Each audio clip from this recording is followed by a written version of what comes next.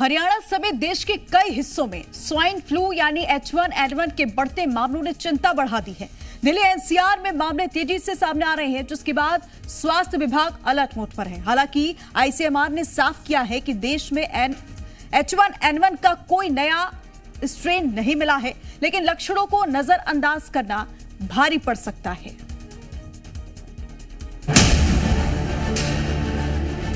देश के कई राज्यों में स्वाइन फ्लू की दस्तक ने लोगों की चिंता बढ़ा दी है। दिल्ली एनसीआर से लेकर हरियाणा तक ये वायरस अपनी पैठ बना चुका है। अस्पतालों की ओपीडी में खांसी, जुकाम और बुखार के मरीज आ रहे हैं। स्वाइन फ्लू के मामले हर दिन बढ़ते जा रहे हैं। राजधानी दिल्ली में अब तक H1N1 के 2000 से ज्यादा मामले दर्ज किए जा चुके हैं। स्वाइन फ्लू के बढ़ते खतरे को देखते हुए दिल्ली सरकार के स्वास्थ्य मंत्री डॉक्टर पंकज सिंह ने हाई लेवल बैठक की। इस बैठक में स्वास्थ्य विभाग, एमसीडी, एनडीएमसी और दिल्ली कैंटोनमेंट बोर्ड के वरिष्ठ अधिकारी बैठक में मौजूद रहे। हालांकि स्वास्थ्य मंत्री ने कहा कि दिल्ली वालों को घबराने की जरूरत नहीं है।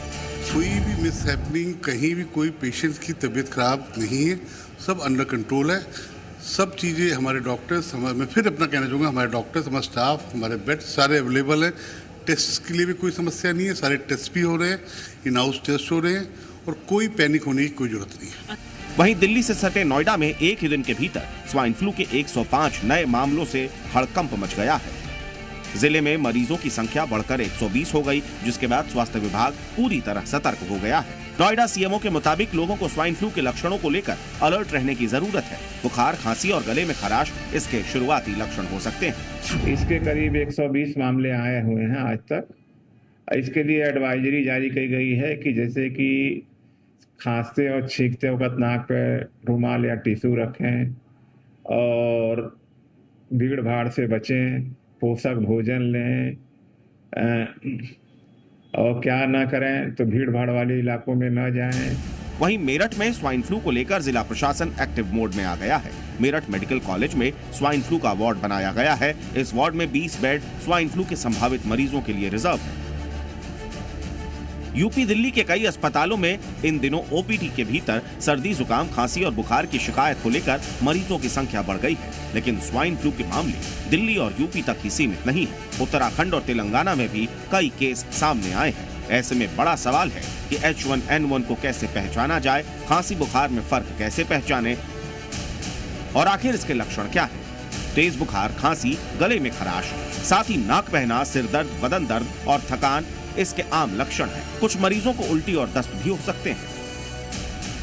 H1N1 पता लगाने के लिए मुख्य रूप से ब्लड टेस्ट नहीं, बल्कि नाक या गले का स्वैब टेस्ट यानी नेजर या थ्रोट टेस्ट किया जाता है।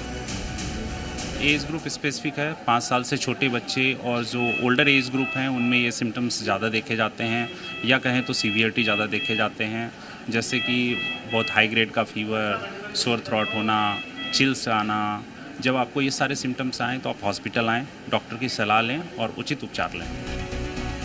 स्वाइन फ्लू पर जहां केंद्र सरकार के साथ साथ सभी राज्य हालात पर नजर बनाए हुए हैं, समीक्षा बैठकें की जा रही हैं। ऐसे में सभी को इस वायरस से लड़ने के लिए सफाई के साथ ही सावधानी की भी जरूरत है। सर्दी, जुकाम और बुखार के लक्षण पर घबराएं नहीं, समय पर डॉक्टर से सलाह लें और सही इलाज कराएं।